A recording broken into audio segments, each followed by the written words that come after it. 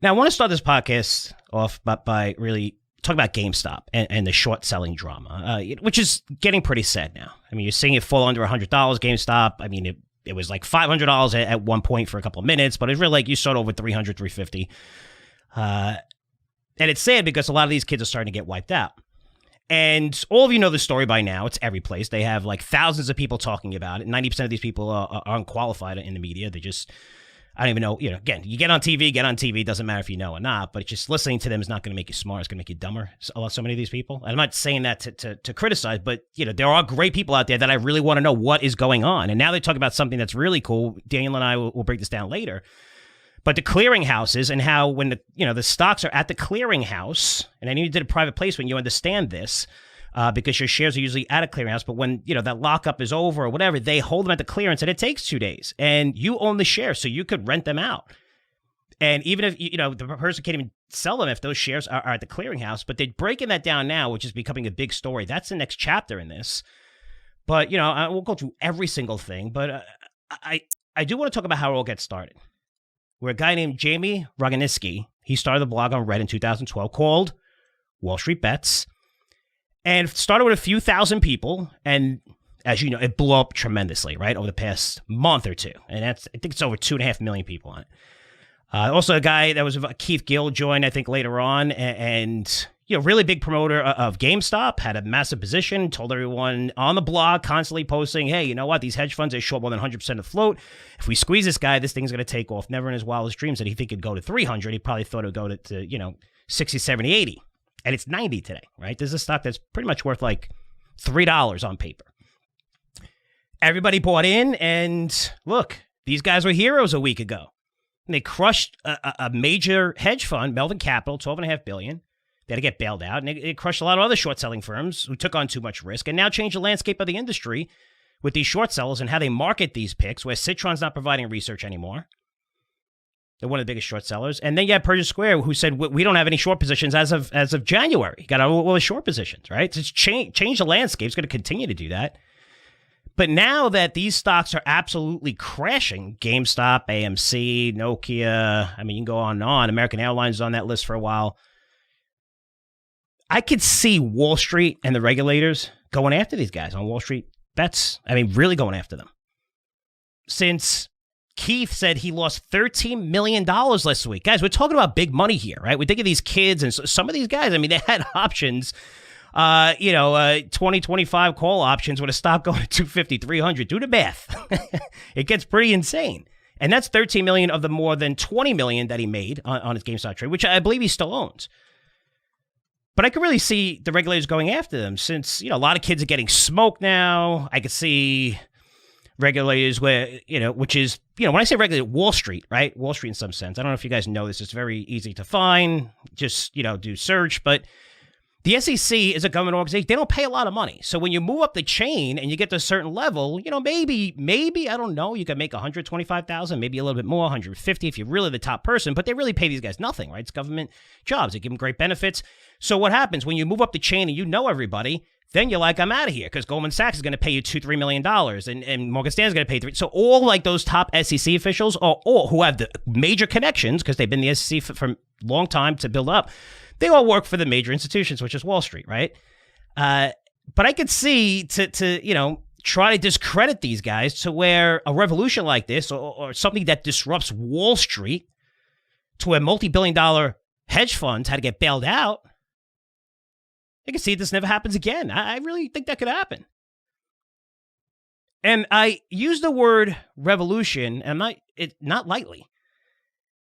Because the heart of this movement is about the little guy, right? Fighting against a 600-pound gorilla, which is Wall Street, right? So you have David versus Goliath. And I believe it was Jamie who talked about his family experience. I think it was him who wrote that. I took it down for some reason. I don't know why I took it down. But he talked about the reasoning behind what he, why he created this, what he's doing, where his family, I think they lost their jobs, had a bunch of people living in their home, parents had no money, all because of the market crash 2008. And then what happened? All the banks, institutions got bailed out. Nobody went to jail. Nobody went to jail. Nobody got punished. It wasn't a big deal. And look how big these companies are now. Look at the major banks.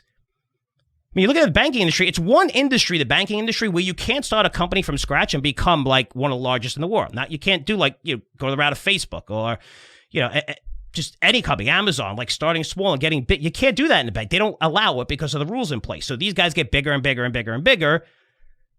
The capital requirements that you have to keep on the book, it's impossible. Not impossible, but there's a reason why it's been, what is it, the 4 major banks for a long time.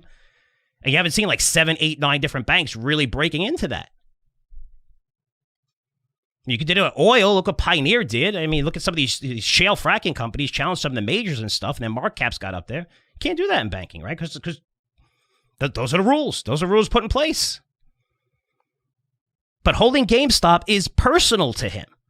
It wasn't about where he was trading or the money he made, although you're making money. But the point is that Wall Street deserves to get, excuse my language, fucked. Since they always, always, always win. And you know what? I could identify with that. So in 2001, I was working at my dad's firm, FXC Investors. We managed money, published a newsletter called the FXC Newsletter. It was a lot of fun. And my dad called the 87 market crash. Literally titled his newsletter Crash 1 month before it happened. And he said this crash would be worse than the prior 3 crashes combined. And he went on TV and just every single program picked him up. And it's 87, guys, not today where they have 5,000 people on there from so many different firms. Only a small group of people that they listen to. And, CNBC was just getting going, and Maria Bartiromo, I used to go there as a kid and meet Bill Griffith and Sue Herrera and everything. But after that call, he became a household name, right? At least in the finance industry. He's on Neil Cavuto. He's on all kinds of, everything. Wall Street Week, everything. Louis Rukeyser. So by the 90s, our business was doing well. It was growing and grew into 2000. When my dad also called a tech crash, he was about 6 months too early, which was a big deal because the NASDAQ went up a ton, but he was positioned for it and saw it coming and called that right. And again, helped his clients out tremendously. So our assets grew to over $100 million, which is, substantial back then. We talk about 2000.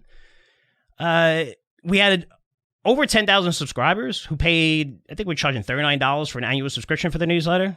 So you look at the numbers, we're not generating millions. I can't remember a year where we actually generated more than $1 million in net income, if we ever did. And my dad was perfectly okay with that. I mean, it frustrated us as kids when we were working. They were like, oh, you got to grow, you got to get bigger, bigger, bigger. But, that was him. He loved having a small business. He loved going upstate 4 months out of the year in New York, where he worked out of a small office with my mom while he fed all his animals. Pigs, chickens, rabbits. It's called, all the kids now call it Grandpa's Farm. We still go up there. We still have the house. That's what he loved. Now, my dad always had a great performance. He averaged annual gains of 22% for over 2 decades. And then our performance was picked up by Pension Investments magazine. They published an article showing that we were ranked number 1, and the companies under us were all institutions. I believe it was Goldman, a couple of others, Morgan Stanley. And we didn't manage any money for institutions, just individuals. I think Pension Investors sent us a questionnaire. We get questionnaires from so many different places. I think Davis Digest and Holbrook Financial Digest, and I think it was one of our employees filled it out, but, with our performance numbers, which are factual. Not knowing this ranking only included money managers, where the rules are different when it comes to publishing results. So again, we didn't capitalize it on it, get one account from it, or wound up managing any institutional money from it, no. But it was interesting because a few weeks later, no coincidence here, the SEC knocked on our door and ordered a cease and desist. Right? And they ordered us. This is October 2001 to June 2002. So 9 months where we couldn't send out any marketing material. Basically a complete halt in our business. And man, they were going through every single number, every client, all the company and personal bank accounts. We tore the business. I just ripped it apart. And the SEC was looking to find us and accuse us of fraudulent advertising. They wanted to put fraud on it. They basically said that our newsletter performance was not exactly the same performance for our managed clients. And that is true. Since so many of our clients, we managed individual accounts, and we were instructed by them to structure their portfolio. Well, they'll have, a certain allocation in aggressive, speculative. Some of them own more closed-end bond funds. Some own more aggressive picks. And then we had balanced picks and large, so we had a mix of these companies. But the performance was accurate. But it wasn't every single client had the exact same performance of the news. It depended on their allocation. So every managed account was different, and that's what they argued. Now, the SEC presented no expert testimony, no testimony from prospective advisory clients. The division conceded eventually that FXC's advertisements were not material misleading to FXC's existing advisory clients, how they worded it. And they determined the harm to others was not great, meaning it was completely non-existent, right? We did not lie about anything. Our figures were accurate, but they were based on our newsletter. They determined, after looking at all of his bank accounts, that FXC investors, my dad, did not enrich themselves financially. And again, they provide no witnesses because almost all of our clients were extremely happy with my dad's performance. He's outperforming the market like crazy every year after year. You're not going to be around for 22 years, and it's more 30 years in total, unless you're good at your job. And he was great at it. So when all is said and done, the SEC ruled that FXC investors cease to desist from committing any future violations going forward. They ordered that FXC engage an investment advisory consultant, which, we're a small business, and if we wanted to focus on institutions, right, all right, we should have an investment advisory consultant to help us out with that. I never thought about doing that. Again, it's a small business. See, when I open this business, you don't think about, when you open a small business, you don't think about providing benefits. Like, how am I going to provide benefits for people? The healthcare, credit card processing, accounting, you're focusing on what you're good at, but all that stuff comes into play if you get bigger and bigger. But then the SEC went out and published in the Wall Street Journal, front page, left-hand side, when they have, they just break down individual stories, but they investigated us for fraud, which is where most of our marketing was done, through TV. We didn't know anything about marketing. My dad's going on TV all the time. Again, back then, it's about 10 to 15 people they listened to. Navalier, Gabelli, Abby Cohen from Goldman, Elaine Gazzarelli. But this was 9 months. Imagine that you stopped marketing your business for 9 months, like completely shut down. I know many of you could identify with this because you were forced to shut down due to COVID, and look what happens to your business. But FXC investors, our business was destroyed. Our subscriber count fell by 70%. Assets under management fell into $25 million. We didn't have to register with the SEC anymore, just individual states. Now, my dad had told me about integrity. He should always put the customer first. Well, I was there when a lady walked in off the streets and said, "Hi, I heard about your TV. You're great." And had a $3 million portfolio. Again, we had $100 million. That's a big portfolio. And my dad looked at it and said, "You know what? You're positioned well, so we really can't help you." I mean, who does that? Who does that, right? Who does that? No, I could do better. I could do it. No. The lady wanted to give us business, but he knew he couldn't really help her, and she had a great diversified portfolio, and said, just stick with what you got, and don't pay the fees. But now he had a stain on his name, all because some, excuse the language, fucking asshole at an institution who probably worked for the money management firms that were ranked under us in pension investments, brought this to the SEC's attention, which led to the investigation. But it gets even better. Stay with me here. So when all this crap was going on, my dad was a mess. He was stressed out. And not because he thought he did something wrong. We did nothing wrong. We knew everything was good, but we were losing accounts like crazy. We were paying lawyer fees. He was worried about supporting his family if the business went under, which is kind of funny when you think about it. Since my dad, you look at the industry back then, he could have easily made tens of millions of dollars and then paid a fine to the SEC for $3 million, just like Merrill did with Henry Blodgett, who pumped stocks from Merrill during the dot-com era. Merrill just threw Blodgett under the bus, paid a fine. They generated hundreds of millions of dollars in fees. I think, they paid whatever, maybe 20, whatever the fine was, which is nothing. It was definitely worth it, but that doesn't promote you not to do wrong, right? Promote you to keep, listen, if you're only going to get busted and you're not going to jail. Blodgett didn't go to jail. He got fined a little bit, but he made an absolute fortune. Everything worked out. Merrill worked out. They made a fortune. Henry Blodgett made a fortune. And they paid the SEC fine, which is just, again, that's Wall Street, right? But no, he never did that. He didn't want to build a huge firm. He was content being a small business owner, working on his terms and providing for his family. But that stress, man, it led to him smoking 2 packs a day, wasn't eating right, gray hair's coming out.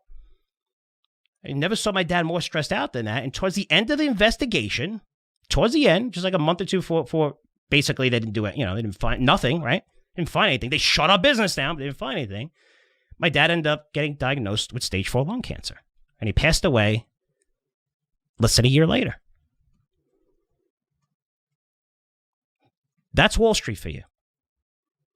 That's why I started Curzio Research, to level the playing field between Wall Street and Main Street, because it's a disgrace.